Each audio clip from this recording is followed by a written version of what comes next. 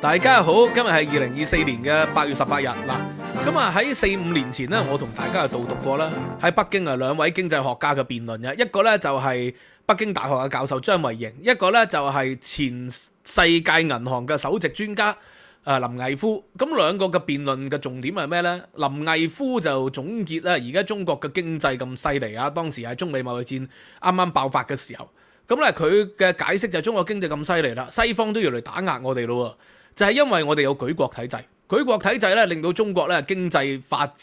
奇蹟嚟到啦。咁啊張維迎啊唔同意喎，張維迎認為咧我哋今天咧世界 GDP 第2啊嘛嚇，中國咧已經脫貧啦，中國咧已經由當年一窮二白70年代變成而家咧即係經濟奇蹟咯。咁啊係因為改革開放嗱，咁啊兩個一個大辯論，當日我嘅評論我就較傾向張維迎嘅睇法，張維迎嘅睇法其實亦都係海耶克嘅睇法啦。張維迎咧亦都係一個堅定嘅海耶克主義者。咁啊而林毅夫咧，林毅夫好明顯佢嘅意見咧，其實就為咗迎合習近平新時代中國特色社會主義喎。點解咁講呢？因為咧佢提出舉國體制，就係因為咧西方為自由市場啊嘛，自由市場好多做唔到嘅嘢咧，我哋中國就做到啦。譬如話 5G 嘅建設 ，5G 嘅發射站係全世界最犀利嘅喎。譬如話高鐵嘅興建，中國嘅鐵路線已經係全世界嘅鐵路總和加起上嚟都唔夠中國個高鐵多啊嘛。咁又譬如話呢個嘅一啲嘅新科技啦，登月嘅計劃啦，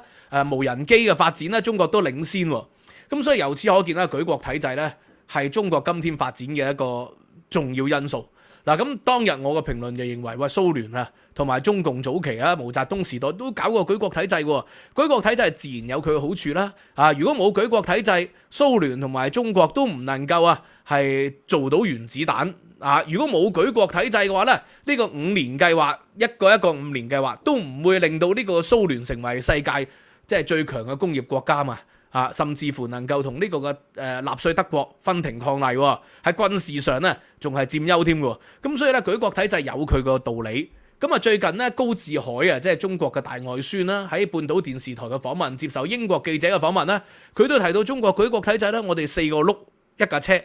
就係向住一個方向嘅喎。而你哋咧就係4個轆有唔同方向嘅喎，所以西方社會分崩離析啦，而我哋中國咧就能夠聚焦精力，一齊做好一件事。咁當然啦，舉國體制可以一齊做好一件事嘅，但係歷史上更多話俾我哋知咧，佢做壞一啲事咧個機率咧係大過做好一啲事。即係集體農莊呢個嘅大躍進三面紅旗咁文化大革命已經證明咗噶咯。咁但係咧今天仍然有人係唱好呢個嘅舉國體制嘅故事，而張維迎佢認為咧中國嘅經濟奇蹟係因為改革開放啊嘛。無論係鄧小平、胡耀邦、萬里、趙紫陽、朱鎔基嘅改革開放嘅路線，都係逐步減少政府對市場嘅即係不必要嘅干預，減少政府對市場嘅指導。呢個就係中國經濟奇蹟嘅原理啦。如果中國唔係因為國有企業改革釋放翻無數嘅動力出嚟，朱鎔基咧鐵腕嘅政策。呢個趙紫陽、萬里、鄧小平、胡耀邦提出包產到戶讓呢個嘅人民咧係有呢個嘅土地嘅使用權讓耕作物咧係能夠留給自己用，仲有個體戶，中國點會有經濟奇蹟啫？係咪啊？如果呢個嘅指導計劃係成功嘅，咁古巴、朝鮮成功咗啦。當年嘅中共成功咗，越南成功咗啦。咁當然你話以前咧冇電腦啊嘛。以前咧冇人工智能啊嘛，而家有晒呢啲監控系統大數據、人工智能，所以咧以前做唔到嘅計劃經濟而家做到，咁呢個都可以係一個辯論嚟嘅，可以係一個討論。咁但係好明顯啦，我最近睇到一單新聞就引證咗當日張維迎以及引證到我嘅評論講法啦，所言非虛。我從來唔認為中國經濟崩潰論即係支爆咧，我就唔認為會發生嘅，因為如果一旦發生咗咧，佢仲有太多嘅手段可以馬上挽救經濟，譬如話國有企業可以賣當年朱鎔基就係賣國有企業逼使啲工人下崗，逼使嗰啲國有企業嘅中層管理人員自己出嚟開公司，承包翻大型國企嘅一啲嘅工作，咁結果咪令到90年代中國經濟激活咗出嚟咯。加入 WTO 朱鎔基所謂嘅鐵腕政策，身邊啲翻譯啦，身邊嗰啲工作人員勸佢唔好咁做。但係佢堅持，令到中國嘅經濟再步起飛啦。所以中國嘅今天成就咧，係前人累積落嚟嘅，唔係習近平咧所謂新時代係指導出嚟噶嘛。咁啊當然習近平新時代搞 5G 啊，搞無人機啊，搞華為啊，咁係有一啲嘅成就。深圳嘅奇蹟有成就，但係而家深圳點啊？深圳而家失業處處，深圳唔單止失業，房地產崩盤。我前日先報道完啦，八卦嶺嘅房價由14萬一平跌到而家4萬一平喎，跌到係咁慘烈嘅。咁所以香港人呢個樓價跌2-3成就覺得好慘。咁你睇下深圳如何啦？深圳呢唔單止跌價，仲係賣唔出添啲樓。咁啊賣唔出嘅時期你又要供喎。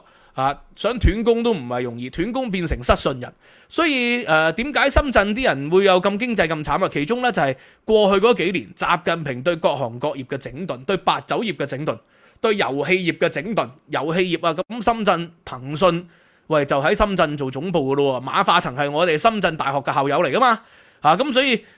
喂你對呢啲行業嘅整頓咧，自然就會有大影響。仲有教育培訓業，所謂教培業。教培業咧，習近平咧就做咗幾樣嘢啦。第一咧就係因為雙減政策，呢個所謂雙減政策就係佢覺得太多年輕人唔願意生仔女啦。如果唔願意生仔女咧，其中個原因就係因為喂生咗仔女咧，又要俾佢補習，又要俾佢去學嘢，咁啊經濟負擔好重啦。第一，第二咧啲仔女亦都好辛苦喎。所以咧習近平咧就為咗鼓勵啲人生育，唔好躺平啦，求下你哋唔好躺平啦，就雙減，就減少呢個補習同培訓嘅時間。就唔使佢哋去學咁多彈琴啊、小提琴啊，然後又補英語啊、補數學啊、補國文啊，唔需要啦。咁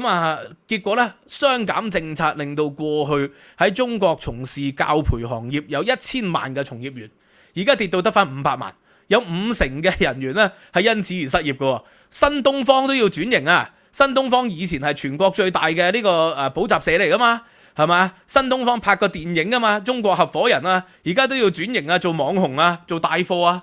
咁所以呢個教培業咧幾慘啊！新東方以前啲名師係揾幾多錢㗎？年薪8萬，咁啊佢哋咪買咗好多豪宅咯。結果而家佢哋嗰啲名師都供唔到樓啦，係咪？咁啊房地產自然會崩盤。當然呢個只係冰山一角，但唔緊要。即係習近平有一個特點嘅，呢個就係叫做一管就死。一死就放，一放就生，生完又管，管完再死，再死再放，再放再生，周而復始。咁而家又係啦，教培行業唔得喎，所以咧前幾日咧出咗一個新嘅政策出嚟。呢個新政策睇完之後咧，就係即係並不意外啊，就係國務院就辦呢個嘅促進服務消費高質量發展嘅意見，有個發佈會喎。呢個發佈會咧，其中咧重點係提到呢個教育、體育、教育行業仲有呢個家政各方面，咁放寬翻呢個教育行業咧，同埋家政、物業、醫療、文化旅遊，要放寬佢哋，係咪啊？唔再夠嚴厲嘅呢個監管喎，似乎咧就係鬆綁啦，拆牆鬆綁，要係擴大開放啊！因為教育業咧，即係我以前咧就係喺我嘅拉 up 底下咧，我係幫過一間香港上市企業，即係翻大陸咧，同大陸嗰啲大學合作係搞教育培訓，教 IELTS 噶嘛。咁但係咧，所有嘢萬事俱備啦，搭好晒路啦，咁但係大陸嘅政策一下就話要整頓教培，結果佢哋嗰啲投資咧就係唔好話血本無歸啊，好彩都係前期投資嚟嘅啫，實際上係推進唔到，做唔到啊嘛。嗰陣時就諗住喺啲大陸嘅大學裏邊咧，我都係幫朋友嘅啫，咁我冇收佣冇收成嘅，就係因為同個大學嘅領導副校長講，喂，我有一個香港嘅朋友佢搞呢樣嘢嘅喎，咁個香港朋友託我同佢介紹，結果就喺佢個學校裏邊咧諗住開好多雅思托福嗰啲班，結果就係做好晒㗎啦，即係裝修埋添㗎啦，嗰啲即係嗰啲課室本身就唔使點裝修嘅，都係執一執嘅啫，購置啲新嘅電器。新嘅啲熒幕，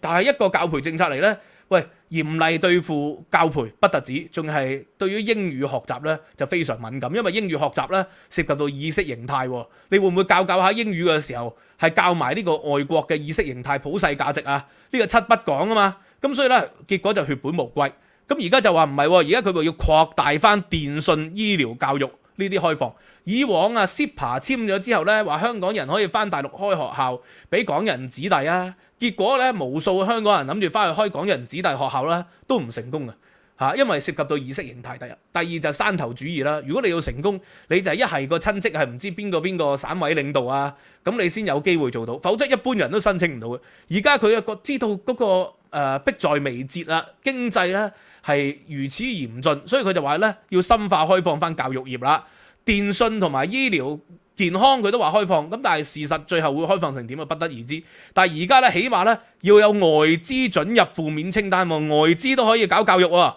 係咪啊？咁但係過去幾年咧嗰啲外資搞教育咧走晒啦嚇，咁啊呢個嘅諾定咸啊Nottingham 呢個嘅大學喺中國係有分校噶嘛，係同中國大陸咧開好多嗰啲即係西方學校啦，開嗰啲所謂嘅 joint program 嚇。喂，結果過去咗幾年點啊？要派駐黨委書記。以前咧喺胡溫時代、江澤民時代唔使搞政治嘅呢啲外國學校，後來就要派黨委書記啦，係慢慢係收回啊。以前我教嗰間Brown Universities， 即係最近啱啱上個月佢哋有啲學校嘅老師就嚟咗倫敦開研討會，咁啊同我食飯啦。喂，預計會收回啦，因為國家對於外國嘅學校越嚟越嚴厲。咁但係而家出咗新嘅文件喎，就話開放翻負面清單啊，準許啲外商啦、外國嘅大學啦、外國嘅教育學校啊、哈羅啊嗰啲啦咁啊進入去教育行業、文化行業、醫療行業喎。點解要咁做啊？呢啲明明係以往咧意識形態最揸得最嚴喎，而家數字教育啊都準喎，都準呢個嘅外國人啦。或者係所謂嘅負面清單啦，起碼可以探討前期工作會唔會係前期做完之後後期話唔俾佢做咧？呢個機會都好大。但係點解喺而家呢一刻要咁樣做咧？呢個我嘅睇法就係因為嗰啲行業咧涉及嘅從業員咧數以百萬計咁已經係失咗業，而佢哋係中國嘅中產，係中國嘅新力軍，係中國嘅所謂新興世代，好多都係30至到40-50歲嘅人，咁佢哋消費力係最多嘅。而且咧，佢哋係買咗樓對佢哋嘅個經濟負擔咧係最大打擊嘅。咁所以變成咗樓價各方面咧受到沉重嘅打擊。而家就話要開放翻呢啲行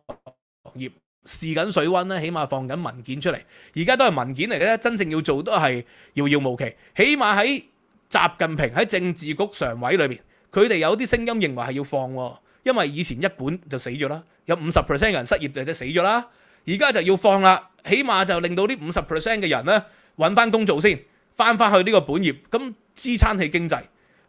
如果咧到佢哋又做翻嘅時候做咗幾年又揾到啲錢啦，但係意識形態佢哋又要管嘅喎，所以佢又會再管呢50% 嘅人咧，可能又會幾年後又失業嘅咯。咁呢個就係周而復始啊嘛。所以我就話咧，中國做生意、中國教書、中國做咩都好啦，係 opportunism， 係機會主義，係短期博弈嚟嘅。你喺中國短期揾到錢，你有錢就應該要離開，否則嘅話咧，政策一轉，就變成咗呢個嘅馬雲啦，就變成咗劉強東變成咗咧中國咧歷屆嘅首富咧，無論係上海首富定中國首富，唔係入獄咧就身敗名裂噶啦，變成咗趙薇噶啦，變成咗范冰冰。所以中國咧揾錢唔係唔得噶，但係揾完之後咧就要走。但係問題權位就係太吸引啦，你揾開錢你就唔捨得走喎，冇乜幾多個人揾開錢咧，就願意喺高峰時期放下去移民去加拿大去歐美養老躺平，就冇乜幾多一個人願意喎。當然啦，好多中國嘅領導佢哋嘅仔女就放咗去外國啦，就包括呢個嘅薄瓜瓜都係咁樣啦。咁但係始終留下來嘅人係佔大多數嘛，心存僥倖嘅人係佔大多數。所以如果見到呢個教培行業又覺得好吸引，又願意衝翻入去做嘅話咧，只能夠恭喜你啦咁又進入翻呢個嘅遊戲裏邊，周而復始，循環不息。Anyway， 今日就講到呢度啦。星期日唔好講咁長。咁希望大家喜歡啦 ，like、subscribe、share。收費平台 Patreon 咧，仲有獨家資料、獨家課堂參考資料、文字版嘅內容同埋呢個嘅15蚊美元啦，可以無限重溫翻以往獨家課堂。希望大家可以支持Join Patreon。9月咧就會中國現當代史嘅課咧就會開學嘅。希望大家可以 join 9月嘅課程啦。多謝大家，拜拜。